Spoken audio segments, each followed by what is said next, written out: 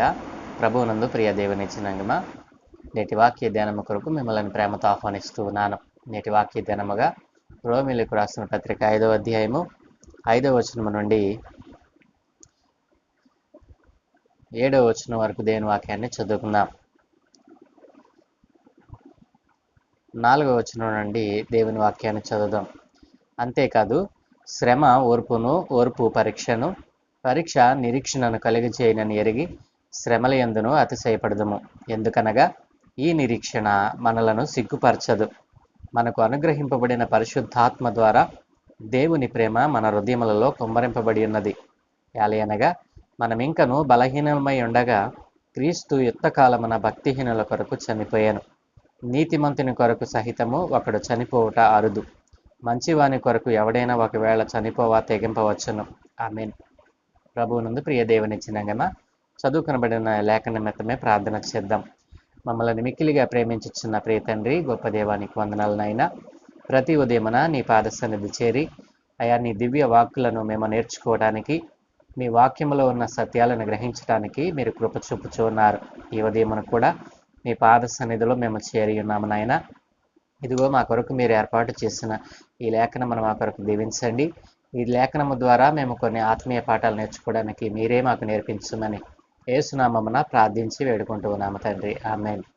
ప్రభువునందు ప్రియ దేవుని జనాంగమా, గత 2 దినాలుగా మనము శ్రమలో ఏ రీతిగా నిలబడాలి, శ్రమ మనలను దేనిలోనికి తీసుకుని వెళ్తుంది, శ్రమ వలన మనము ఏ రీతిగా ప్రభువులో నిలిచి ఉండాలో, శ్రమ కలిగిందని ప్రభువుని వదిలిపెట్టకుండా ప్రభువునందు విశ్వాసం ఉంచి శ్రమ మనలను ఓర్పులోనికి తీసుకుని వెళ్తుందని, ఆ శ్రమ మనలను ఓర్పులోనికి తీసుకుని వెళ్ళి పరీక్షకు నిలుపుతుందని, ఆ పరీక్ష మనలను నిరీక్షణ ఉంచేటట్లుగా చేస్తూ ఉందని మనము నేర్చుకున్నాము.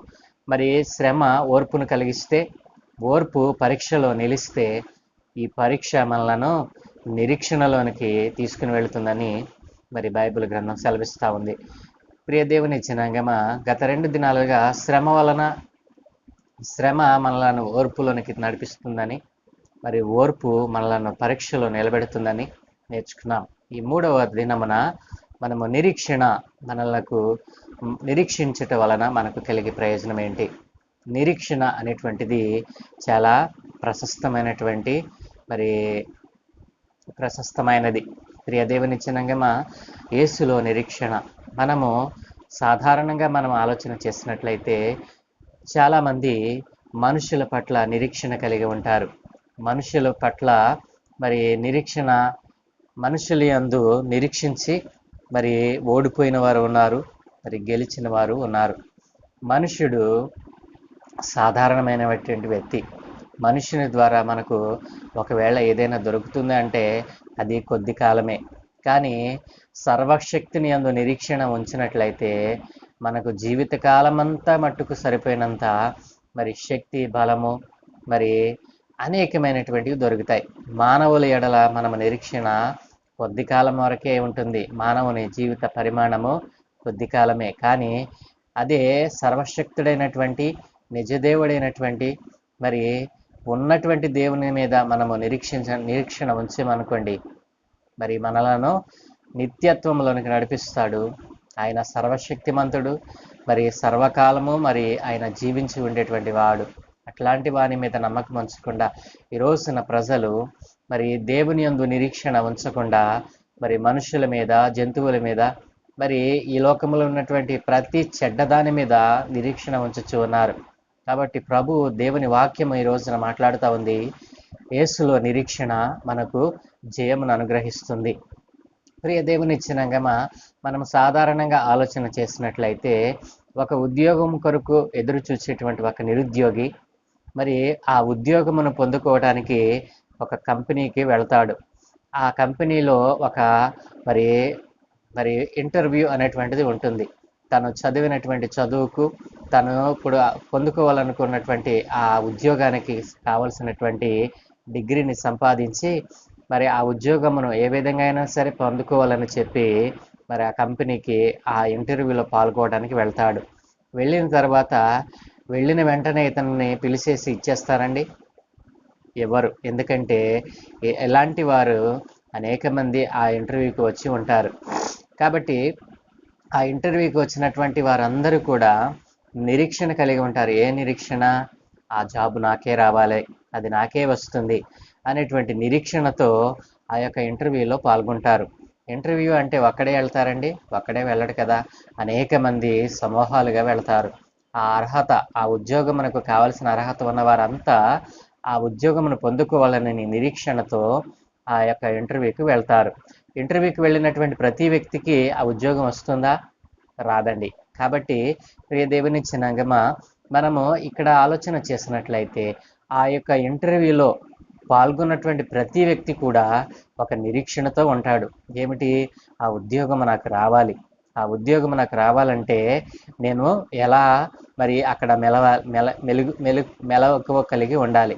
వారు అడుగుతున్నటువంటి వాటికి నేను ఎలా సమాధానం చెప్పాలి అని ఆ యొక్క ఇంటర్వ్యూలోకి వెళ్ళకముందే బయట నిరీక్షిస్తూ ఉంటాడు. బయట నిరీక్షణ చేస్తూ ఎంతో స్ట్రగుల్ అవుతూ ఉంటాడు, ఎంతో భయం పడుతూ ఉంటాడు. కాబట్టి ఆ విధంగా భయపడుతూ అనగా శ్రమ పడుతూ ఉంటాడు. మరి ఏ రీతిగా ఏం ప్రశ్నలు అడుగుతారో, మరి ఏ రీతిగా నేను సమాధానం చెప్పాలో అనేటువంటి ఒక మరి ఆందోళన లోపల ఉంటుంది. కాబట్టి ఆ విధమైనటువంటి పరిస్థితిలో ఆయన ఒక నిరీక్షణ కలిగి ఉంటాడు. ప్రియ దేవుని జనాంగమా, మరి చాలామంది ఏదైనా ఒక ఉద్యోగానికి వెళ్ళినా, ఏదైనా ఒక పని చేసినా, ఏదైనా ఒక వ్యాపారాన్ని ప్రారంభించినా ఒక నిరీక్షణతో ఒకని యందు నిరీక్షణ ఉంచి చేస్తారు. అది మనుషుల మీద కాదండి. మరి కొంతమంది అయితే దేవుని ఎరిగినటువంటి వారైతే మరి నా అదృష్టం మీద నేను అనుకున్నాను అనుకుంటారు. అదృష్టం మనల్ని ఏ మాత్రము దేవుని దగ్గరకు చేర్చదు. అదృష్టము ఏ ఒక్క మంచి దానిని మనకు అందించదు. ప్రియ దేవుని జనాంగమా, చాలామంది అనాలోచితంగా అంటారు. ఏమిటంటే ఇది నా అదృష్టం వల్లనే నాకు ఇది దక్కింది అనుకుంటారు. కానీ అది దేవుని యొక్క కృప చేతనే అది నీకు దొరికిందని ఆలోచన చేయరండి. కాబట్టి ప్రియ దేవుని జనాంగమా, ఈ రీతిగా మరి ఇంటర్వ్యూకి వెళ్ళినటువంటి ఒక వ్యక్తి తన తన స్థానం వచ్చేంత వరకు ఏ రీతిగా హృదయంలో స్ట్రగుల్ పడతాడో, దానిని పొందుకోవాలని ఆశపడతాడో, ఈ రోజున ప్రభువునందు విశ్వాసం ఉంచినటువంటి వారు, దేవుని నమ్మినటువంటి వారు, నమ్మనటువంటి వారు కూడా ఒక నిరీక్షణ కలిగి ఉండాలి. ఏమిటో తెలుసా? దేవుడు నన్ను మరి పైకెత్తగలడు, దేవుడు నన్ను ఆశీర్వదించగలడు, దేవుడు నన్ను స్వస్థపరచగలడు. ఏ దేవుడు? మాట్లాడే దేవుడు, సజీవుడైన దేవుడు. అంతేగాని మానవుల చేత రూపింపబడినటువంటి ప్రతి రూపము ఏ మనిషిని స్వస్థపరచదు, ఏ మనిషిని కూడా అభివృద్ధిలోనికి తేవదండి. కాబట్టి నా ప్రియ దేవుని జనాంగమా, ఈ రోజున నేను ప్రకటిస్తున్న నజరేయుడైన యేసుక్రీస్తు ప్రభులు వారు ఈ రోజున సజీవముగా మాట్లాడుతూ ఉన్నామంటే, మనం గాలిని తీసుకుంటూ ఉన్నామంటే, మరి క్షేమముగా ఈ క్షణం వరకు ఉన్నాము అంటే నేను ప్రకటిస్తున్న నజరేయుడైన యేసుక్రీస్తు ప్రభులు వారు ఆయన హస్తపు నీడలో ఆయన యొక్క చేతి క్రింద నీవు ఉన్నావు కాబట్టే ఈ రోజున చలిస్తూ ఉన్నావు, ఉనికి కలిగి ఉన్నావు. మరి ఏ నామమున రక్షణ కలగదు? యేసు నామమున రక్షణ కలుగును అని పరిశుద్ధ గ్రంథము బైబిల్ సెలవిస్తూ ఉంది. సజీవుడైన దేవుడు, పరిశుద్ధుడైన దేవుడు, మాట్లాడే దేవుడు ఈ రోజున పరిశుద్ధ గ్రంథములో నుండి నీతో మాట్లాడుతూ ఉన్నాడు. ప్రతి ఉదయమున నీ పాదాల చెంతకు తన దివ్య వాక్కులను తీసుకుని వస్తూ ఉన్నాడు. ఈ వాక్కులను నీవు పెడచెవిన పెడుతూ ఈ రోజున నిరీక్షణ లేని వాడవై నీ జీవితంలో అనేకమైనటువంటి సుడిగుండాల ద్వారా మరి నీవు ప్రయాణం చేస్తూ ఉన్నావు. ఉద్యోగం కొరకు ఎదురు చూస్తున్నటువంటి వ్యక్తి ఏ రీతిగా అయితే ఆ ఉద్యోగం నాకే రావాలని మరి నిరీక్షణతో ఎవరికి తోచినటువంటి వారు ప్రార్థన చేస్తూ ఉంటారు. వారి హృదయంలో మరి ఎంతో స్ట్రగుల్ పడుతూ ఉంటారు. కాబట్టి దేవుని వాక్యం సెలవిస్తూ ఉంది, మరి ఒక మంచి దానిని మనం పొందుకోవాలంటే మొదట శ్రమ వస్తుంది. ఆ శ్రమలో మనము ఓర్పు కలిగి ఉండాలి. ఓర్పు కలిగి ఆ పరీక్షను మనం నెగ్గాలి. అపవాది ఏం చేస్తాడో తెలుసా? ఆ ఉద్యోగాన్ని పొందకుండా నిన్ను గలిబిలి చేస్తూ ఉంటాడు.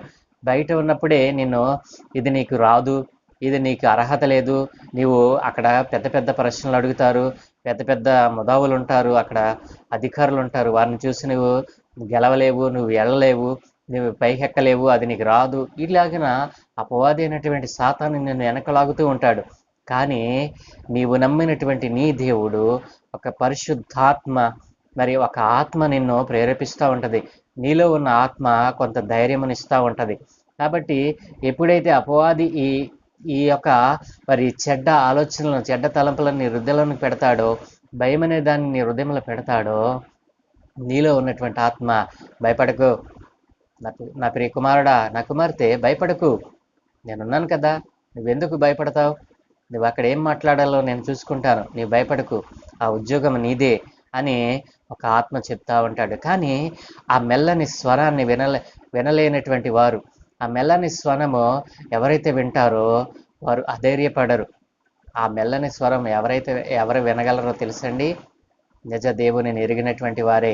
కాబట్టి ఒక ఉద్యోగాన్ని పొందుకోవడానికి ఇంత నిరీక్షిస్తే, నిన్ను పరలోక రాజ్యాన్ని చేర్చడానికి నీ యొక్క పరిస్థితిని మార్చి, ఈ లోకములో ఉన్నటువంటి పాపమునకు దూరముగా నిన్ను మరి వేరుపరిచి, పాపములో నుండి నేను పరిశుద్ధతలోనికి మార్చి, నీ జీవితంలో ఎప్పుడు చూడనటువంటి ఆశీర్వాదాలను నీకు అనేకములుగా దయచేస్తూ, ఇన్ని సంవత్సరాలుగా నిన్ను అనేక ప్రమాదాల నుండి, మరి అనేకమైనటువంటి మరి పరిస్థితుల నుండి నిన్ను తప్పించి, ఈ రోజు వరకు, ఈ క్షణం వరకు నేను సజీవంగా ఉంచినటువంటి దేవుని మీద నిరీక్షణ ఉంచకుండా, మరి ఈ రోజున దేవునికి దూరమై దేవుని యొక్క ఆశీర్వాదాలను, దేవుని యొక్క మరి మరి దేవుని యొక్క దీవెనలను పోగొట్టుకుంటున్నటువంటి వారు అనేక కుటుంబాలు ఈ రోజున మనం చూస్తూ ఉన్నాం.